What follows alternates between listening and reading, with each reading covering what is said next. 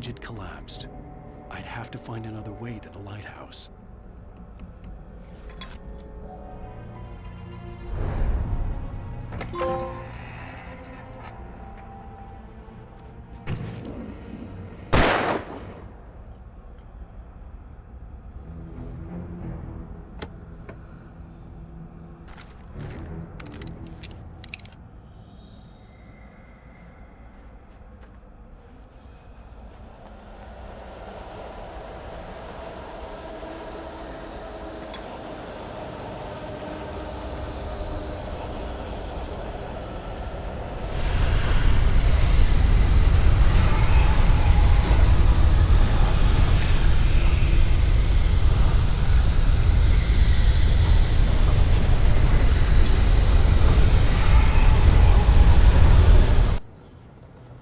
Try the coffee. Just don't blame me when you fall in love, 'cause it'll break your heart when you have to Do leave. me a favor, Sonny. I could really use a tune right now. Coconut, number 6 in the jukebox. I'd do it myself, but both of my legs have gone to sleep. Bad circulation. Yeah. Are you serious? Coconut again? You disgust me. Call yourself a rocker. Unbelievable. Now that's what I'm talking about, yes!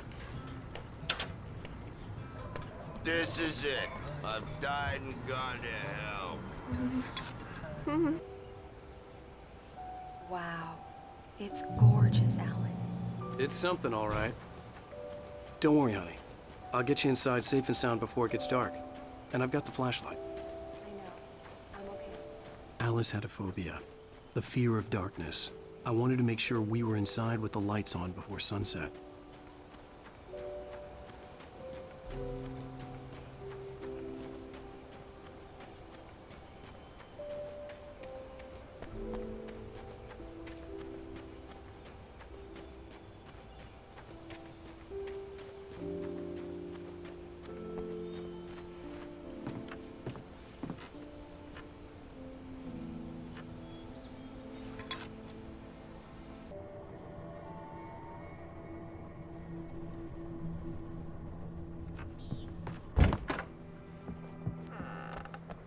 Alice? Honey?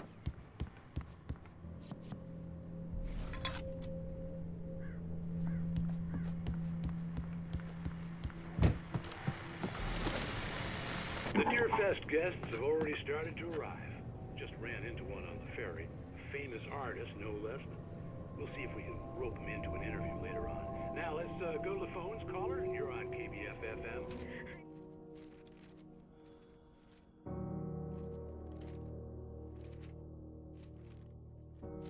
The loose sheets of paper were pages from a manuscript entitled Departure.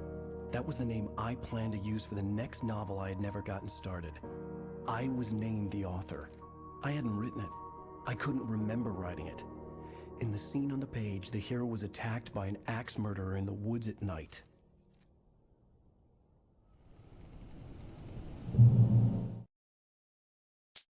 Departure by Alan Wake. The man turned to face me. His face was covered in shadows. It was hard to make him out in the darkness of the floor.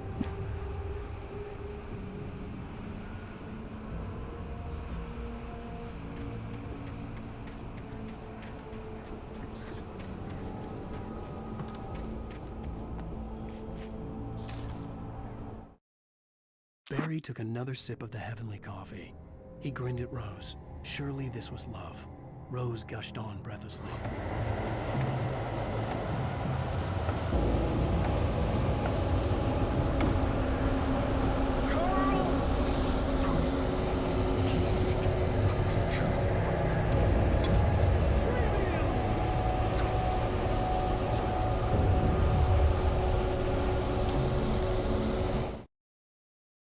The Taken stood before me. It was impossible to focus on it, as if it stood in a blind spot caused.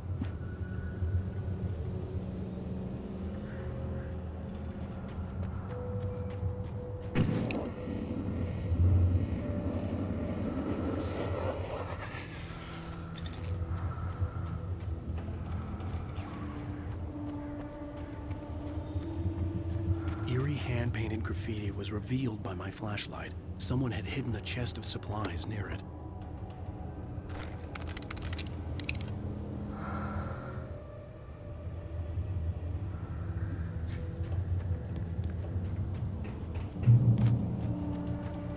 It's rabbit season!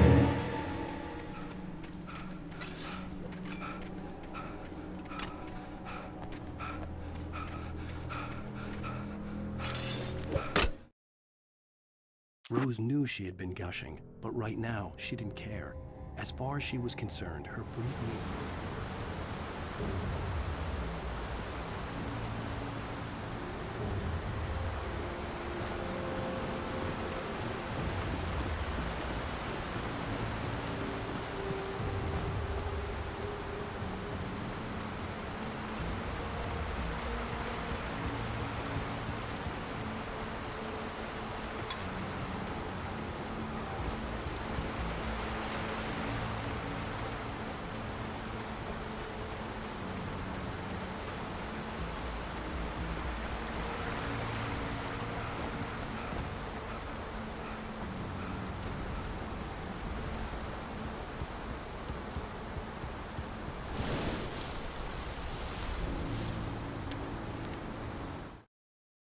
Barry Wheeler was bouncing off the walls. He jumped on a plane after his calls were ignored by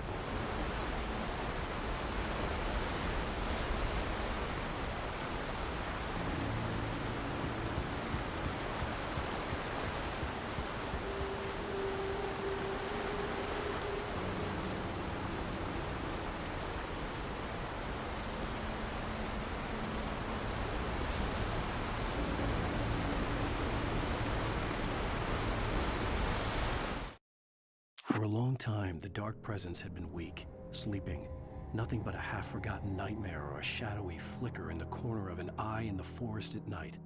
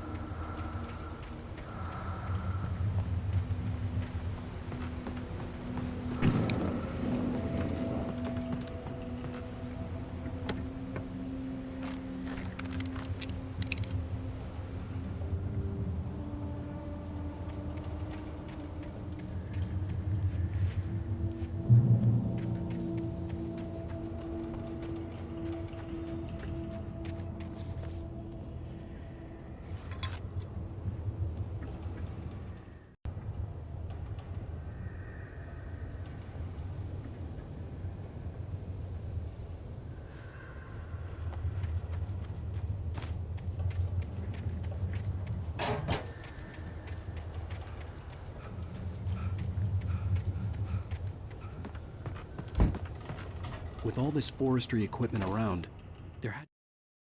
I heard them before I saw them, swooping down from the sky and screeching as they came.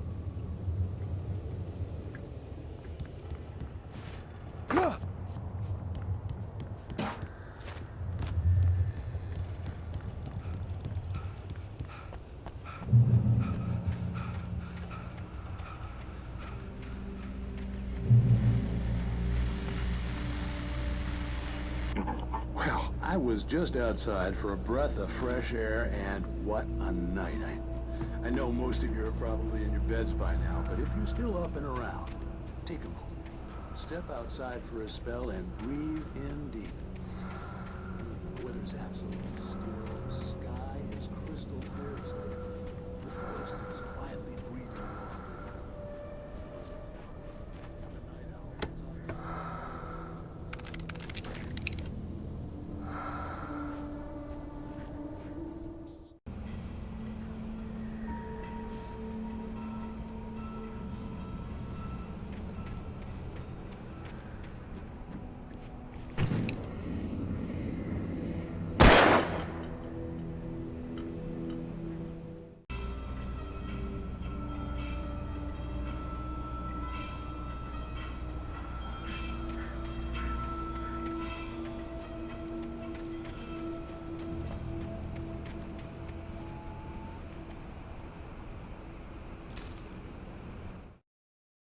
first, I kept finding the pages as if by accident. The book I couldn't remember was either a terrible and true prophet.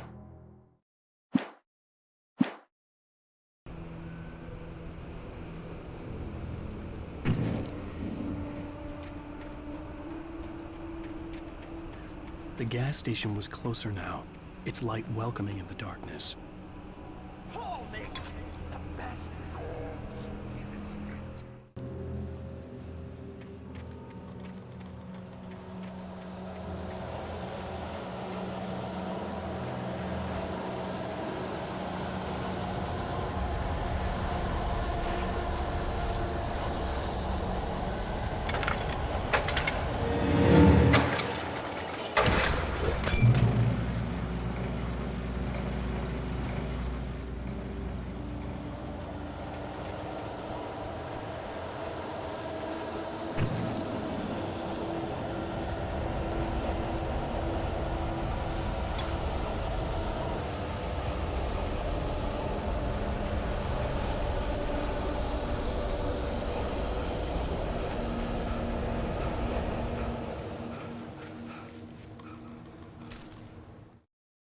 I stepped into the gas station's garage. It was dark and quiet. The place was a mess. It looked like...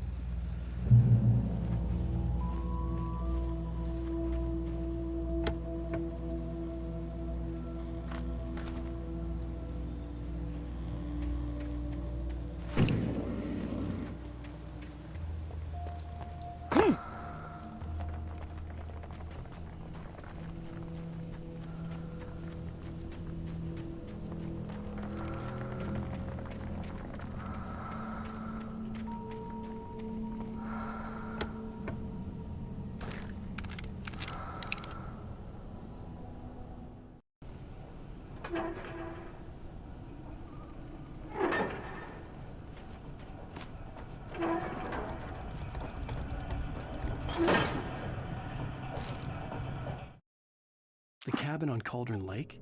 She asked. The sheriff looked at me suspiciously.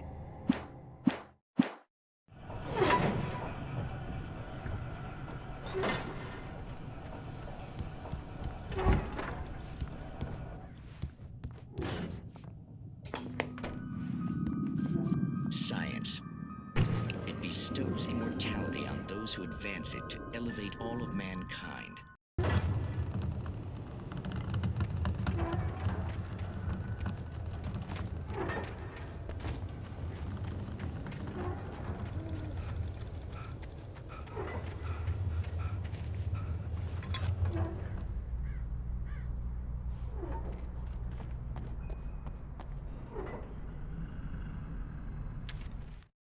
Stucky spat on the garage floor and tried to shake the cobwebs from his head.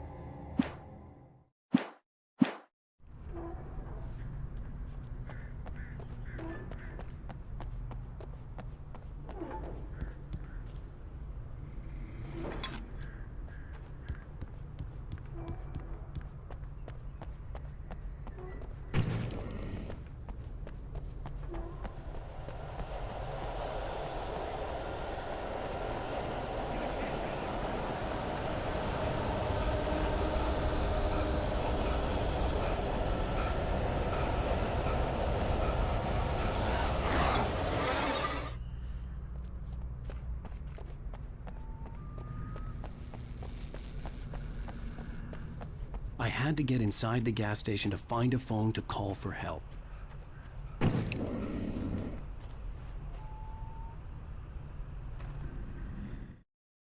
Toby knew the smell. It was the man, the nice man who always gave him treats and never got tired of playing with him. Toby wagged his tail in excited anticipation and gave a joyous bark.